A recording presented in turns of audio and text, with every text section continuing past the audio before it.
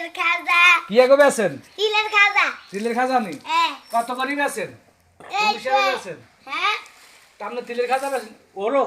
আমি মনে করছি বুড়া দায় রেডি না আনতে বাচ্চা কিরে বাবা তুই ইয়া তিলের খাজা বেছস কার মা বাপ নাই তোর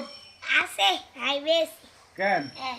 তো ইয়া হরালিয়া করছা না আড়ালে করি না কারে বাবা হরালিয়া করছা কা তুই ছোট মানুষ হ্যাঁ এই গেনি বেছস হন এই বয়সে হরালিয়া করবি বড় মানুষ হবি বালা চাকরি করবি তুই অনেক ইয়া এই তিলের খাজা বেছস কটিয়া বেশি কহ ইসে হইব হ্যাঁ তোর স্কুলে ভর্তি করাই দি তুই স্কুলে হবি নি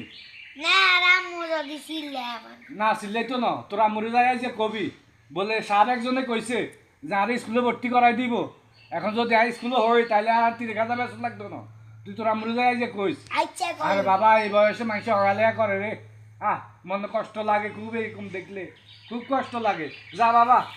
ইয়ে কর ধর লই যা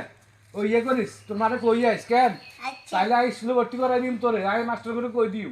কেন যা চলে যাই গে ভাই